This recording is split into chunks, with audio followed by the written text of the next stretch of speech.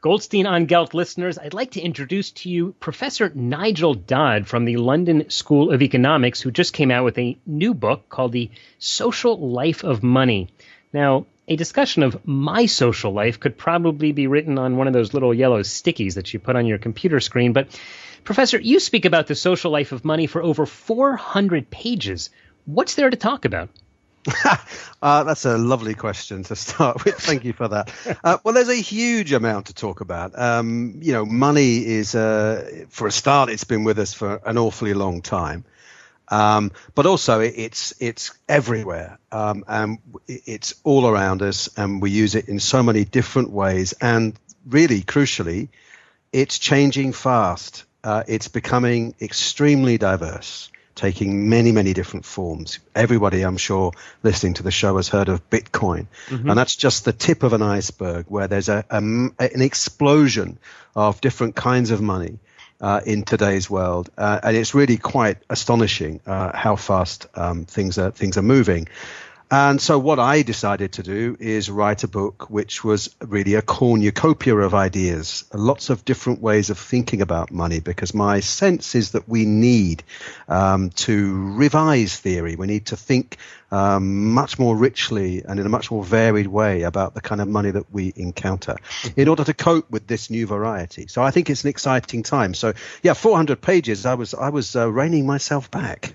I bet. Well, we did actually speak on the Goldstein on Gelt show with one of the major players in Bitcoin. Of course, that was before they had a lot of major fallout. But let's discuss this even further. You refer to it as the social life of money. Why is it referred to as the social life?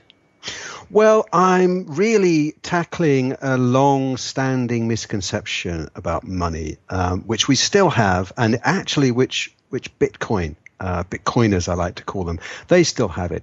And that's the idea that money is just a thing. It's something impersonal, something that has some kind of material value. Even if we use paper money or digital money, somehow the value goes back to some kind of prior commodity such as gold. And even if we don't believe in gold anymore, and lots of people don't, we still believe that money is this thing. It's something which we need to store up, we need to hoard, we need to protect its value. My argument, and it's an argument that I don't make on my own, that lots of other sociologists and anthropologists make it too, and even increasingly economists, that is that money gets its value not from gold, not from metal, not even from the state, not even from banks. That the fundamental source of money's value is its users, people who use it on an everyday basis. We're the ones that support the value of money and sustain that value. And so we need to understand the richness of the way in which we do that, because there isn't one answer to the question, why is money valuable? There's a lot of different sorts of answers, but in general, it comes from its social context. So that's why I've called it the social life of money, to bring that out. Don't people ultimately believe that the value of money is the value of what it will allow you to do or buy? I think it is, and in that sense, that's social too, because money is only worth what somebody else will accept for it. And any Bitcoiner will tell you that, as they're learning now. So I think that's fine. I mean, in a sense, the value of money is what it will buy. But also money can, in many contexts, have a different sort of value for people. It can actually mean something quite special. It's not simply access to a commodity. I told a story once about my daughter who won money as a prize. She won cash, and I was keen to take her out to spend this money. But she said, no, this was her prize. She wanted to hold on to her banknote. She became attached to it. But there are lots of stories where people draw on banknotes. They earmark them in some way. So I think the value of money is not simply what it buys. It's also what it stands for, what it represents. You try telling a Brit that they're going to lose the pound and take on the euro. They'll tell you that money's not always the same. That it has a kind of emotional quality to it. Absolutely. We are talking to Nigel Dodd, who is a professor in the sociology department at the London School of Economics. Just came out with a new book called The Social Life of Money. And I've been sort of pressing on this social issue. I'd like to focus now, because something you said made me think a little more about money, is that you're not trying to say that money is backed either by a metal or by the full faith and credit of a government, but rather it sounds a little more virtual. And in the same way, I get asked a lot in my day job as a financial advisor, where I deal a lot in stocks and shares, as you would say in London.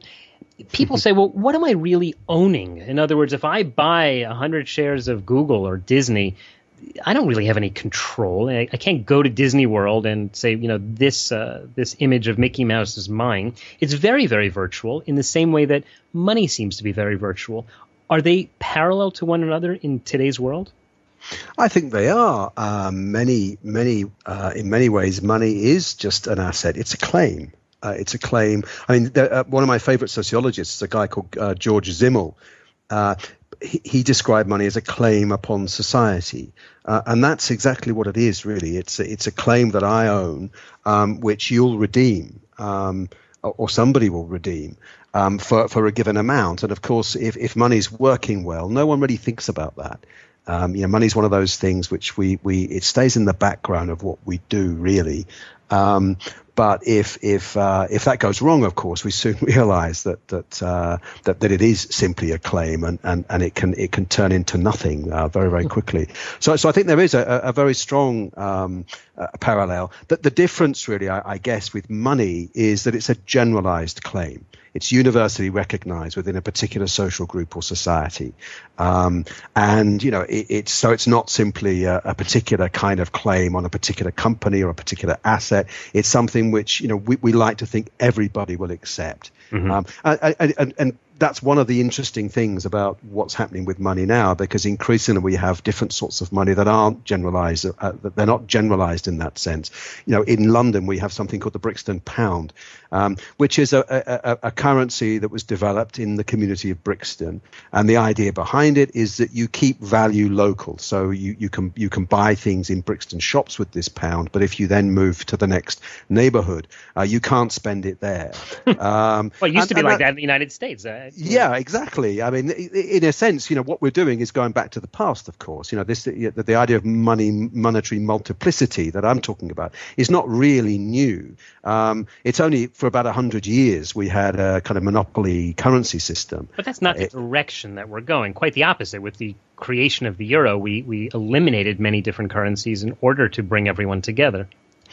We certainly did, but the euro has been fascinating because although it's always been called a single currency, of course it's not.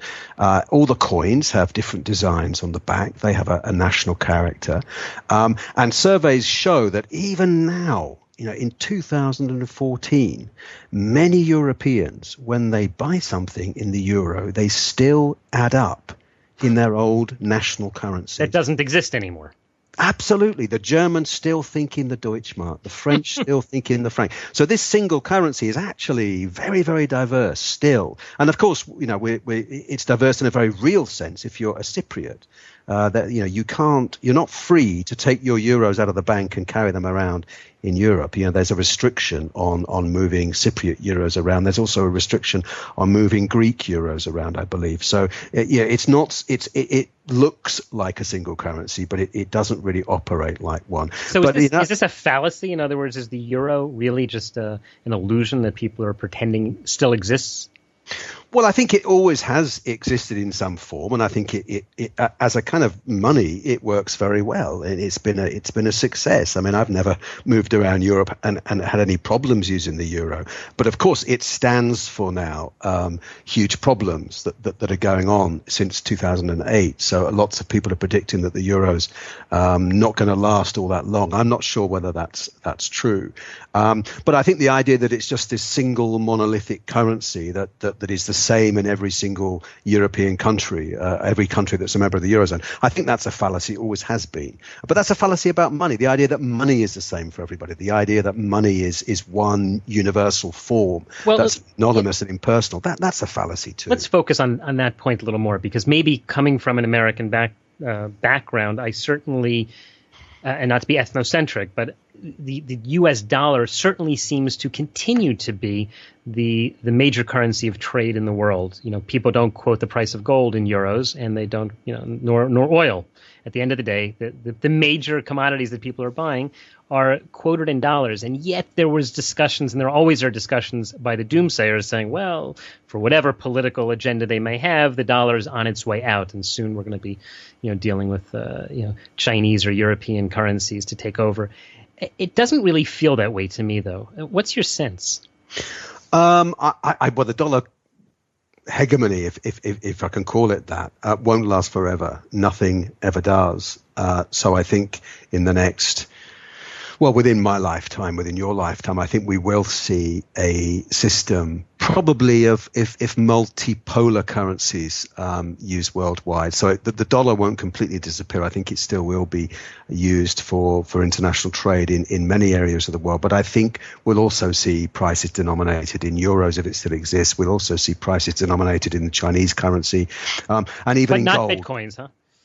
Well, I'm not. Maybe not bitcoins, but maybe some other digital coin, maybe a Dodd coin or something. I mean, there are lots of new coins. I think there are something like 74 of these electronic coins around, and I think around 10 of those, like Bitcoin, are worth quite a bit. It's really quite shocking that anyone would go into any of the other 60, because if it's just not making it, what would you put your money into something that's not a currency that's accepted? Absolutely, I think people are doing it for fun. I mean, you can do your own. I mean, there is plenty of software where you can just. That's why I said Dogecoin. I quite fancy creating my own currency. Why not? So I think there's lots of innovation going on, which is just for fun. But also people are looking to iron out some of the problems with Bitcoin. For example, it's actually extremely difficult on your own to mine for Bitcoin now. You need these huge mining rigs, which I don't know if you've seen pictures of them. They're really ugly things. And actually, if you want now, if you decided you wanted to mine for Bitcoin now, your best bet actually would be to buy mining space on one of these big rigs that rent out space per year. So, for example, for $1,000, you can rent a percentage of a mining rig in Iceland. Mm-hmm. Interestingly, you have to pay for this using Visa, which I think is quite nice.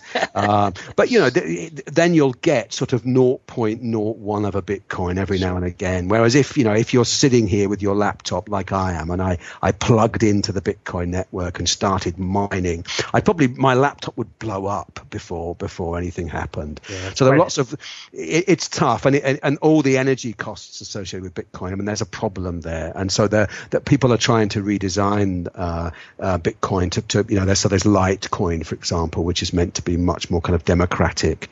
But Bitcoin's a fascinating experiment, and in one sense, what it has done is really drive the conversation about the future of money. When I started working on money back in the early 90s, it was a very lonely place for a sociologist. There weren't many of us doing this. And people thought I was kind of mad or just greedy. They just, I remember people saying, well, you must really love money. And I was like, well, no, I don't love money in that sense. I find it fascinating. Mm-hmm.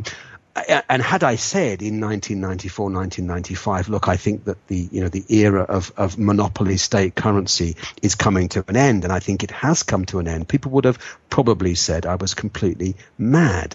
But now, in 2014, everybody is saying this. There are all sorts of people coming to me to talk about money and to talk about the diversity of money and to even get advice from me about designing their own currency. You are now the formerly madman, but no longer anymore. Absolutely. The world has come around to my way of thinking.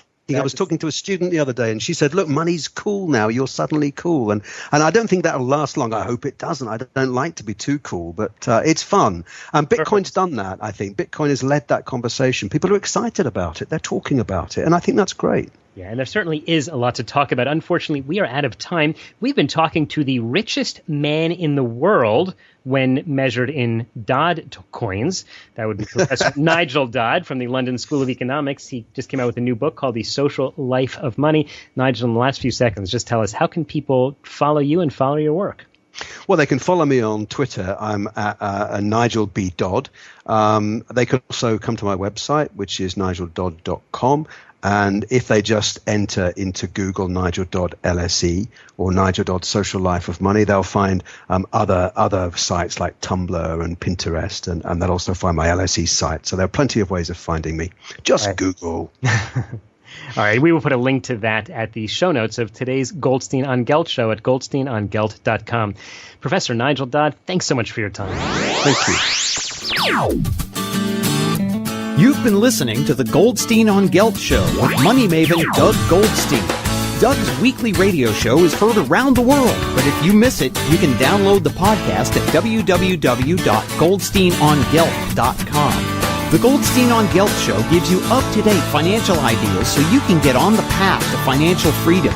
If you'd like your questions answered on the air or off, send Doug an email to doug@profile-financial.com. It's your money for your future, so join Doug every week to build your wealth on the Goldstein on Gelt show.